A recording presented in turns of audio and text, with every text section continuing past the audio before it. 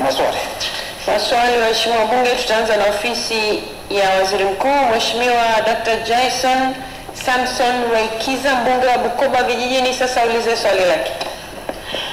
Mbunge Samson anauliza, je, serikali ina mkakati gani wa kutatua tatizo la ajira kwa vijana? Anayekwenda kujibu swali hili la Mheshimiwa Dr. Jason Samson Rweikiza, mbunge wa Bukoba Vijijini, ni naibu waziri Mheshimiwa Patrobas Katambi, naibu waziri wa ofisi ya Waziri Mkuu. Mheshimiwa Spika, kwa niaba ya Mheshimiwa Waziri Mkuu, naomba kujibu swali la Mheshimiwa Dr. Jason Samson Rweikiza, mbunge wa Bukoba Vijijini kama ifuatavyo. Mheshimiwa Spika, serikali imekuwa ikitekeleza mkakati mbalimbali ili kutatua tatizo la ajira kwa vijana.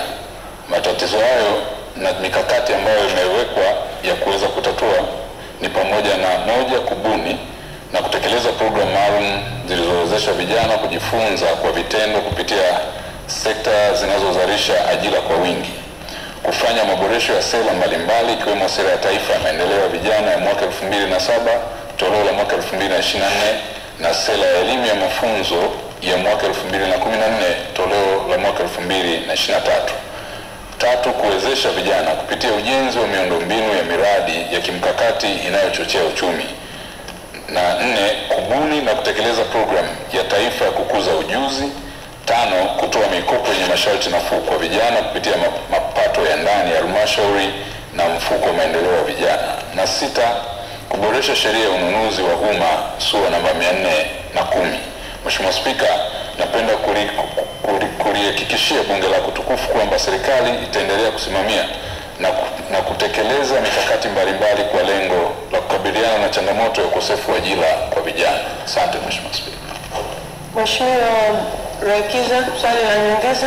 Mheshimiwa Spika, nakushukuru kunipa nafasi kuuliza swali la nyongeza. Nashukuru serikali kwa majibu, lakini na maswali mawili ya nyongeza.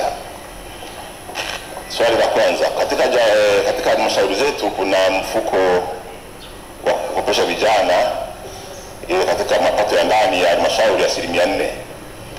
Serikali ina mpango gani kuongeza mfuko huu uwe mkubwa, kuongeza mafungu pale ili vijana wapate mikopo mingi zaidi na vijana wengi zaidi?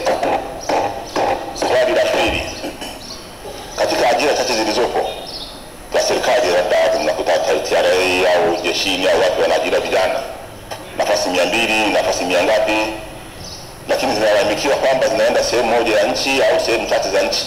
Unakuta mkoa kwa nafasi 200 unaambiwa nafasi 1 au 2, ili kwa serikali inashughulikia vipi?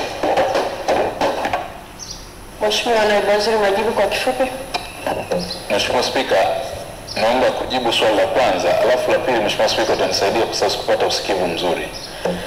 Mheshimiwa Spika, katika swali lake la kwanza kuhusiana na kuongeza kiwango cha mikopo ya 4% ya pato ghafi la halmashauri linalotolewa kwa vijana. Mheshimiwa Spika, swala hili tunalifanya kulingana na hali ya kiuchumi, lakini hata hivyo Mheshimiwa Dr. Samia Suluhu Hassan, Rais wa Jamhuri ya Muungano wa Tanzania, aliona umuhimu huo na kuamua kuanza kupeleka mikopo kwenye sekta mbalimbali ambako vijana wako pia. Kwa mfano kwenye program ya uchimbaji wa madini, wana program ambayo Mheshimiwa Waziri Mheshimiwa Mavunde anaisimamia ya Mining for Brighter Tomorrow, ambayo huko vijana wanapewa mafunzo, wanapewa vitabu bure, lakini pia na kupewa mikopo ya kama startup capital kwenye mashine. Na mpango mwingine huko kwenye Wizara ya Elimu ambako zaidi ya shilingi bilioni 5 zilitolewa na Mheshimiwa Rais kwa ajili ya kukopesha walio kwenye sanaa na masuala ya michezo. Lakini hivyo hivyo kwenye Wizara ya Kilimo kuna ile mpango wa Building Better Tomorrow ambapo vijana nako pia wanapewa. Kwenye Wizara ya Mifugo na Uvuvi nako kuna vijana wanapewa zaidi ya shilingi bilioni 10.3 zilitolewa, na walipewa boti zaidi ya 100 na Mheshimiwa Rais kwa ajili ya kuwasaidia wale walio kwenye sekta hiyo. Lakini pia umekuwa ni mpango endelevu kwenye sekta nyingine, hata kwenye walio kwenye biashara na masuala ya uchumi na uwekezaji. Kupitia ofisi ya Waziri Mkuu kitengo cha uwezeshaji wananchi kiuchumi zaidi ya shilingi trilioni 2.7 na sasa zimefikia trilioni 3 ambazo zilitolewa kwa vijana pamoja na makundi mbalimbali. Zaidi ya wananchi 24 milioni walinufaika na mpango huo, na hivyo Mheshimiwa Spika, kufikia hata ajira zilizoongezeka kufikia milioni 884,000 kwa kipindi cha miaka 4 ambayo ni mapinduzi makubwa ya Dr. Samia Suluhu Hassan ambayo ameyafanya katika kupambania ajira za vijana. Mheshimiwa Spika, kama nilivyoeleza, swali la pili sikulipata vizuri, kwa ruhusa yako Mheshimiwa Spika. Kwa majibu ulivyotoa kwa kirefu kwa sehemu ya kwanza, kuna swali tena?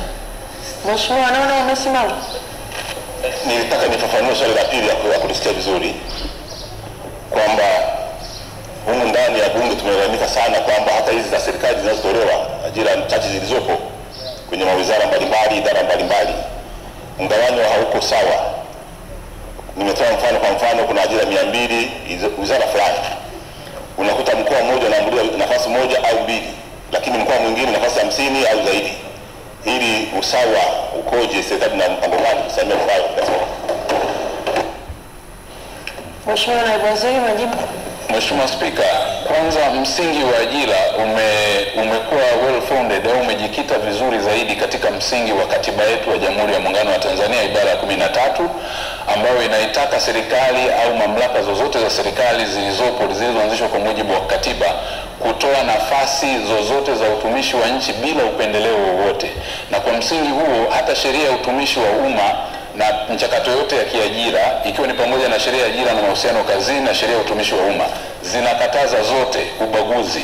Kwa msingi uliopo wa ajira, Mheshimiwa Spika, unatokana na ushindani, na ajira zinapotolewa zinatolewa kulingana na kuangalia hali ya uchumi, lakini pia uhitaji wa ikama kwenye taasisi mbalimbali, na zinatangazwa publicly kwa maana ya kwa watu wote, kwa umma kuomba. Inapotokea pengine mkoa mmoja umepata nafasi 2 au 3, sio tatizo la kwamba wamepangiwa hivyo, isipokuwa inaweza ikawa ni ule ushindani, watu wamejitokeza mkoa fulani walikuwa wameamka kielimu wakajikuta wamekamata nafasi nyingi zaidi, lakini hakuna msingi wote wa upendeleo katika utoaji wa ajira za sekta ya umma.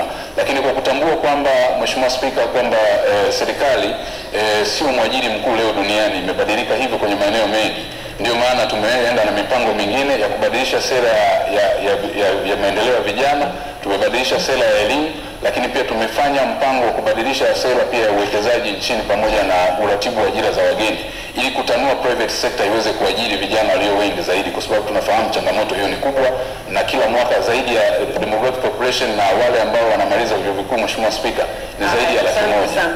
Asante Mheshimiwa Spika.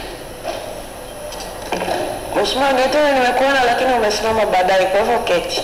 Watauliza wawili tu. Mheshimiwa Dr. Tantara, swali kwa kifupi. Asante sana Mheshimiwa Spika.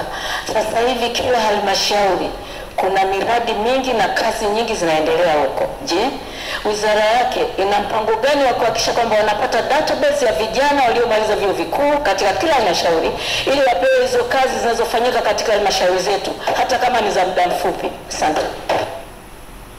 Mheshimiwa Naibu Waziri, majibu kwa kifupi.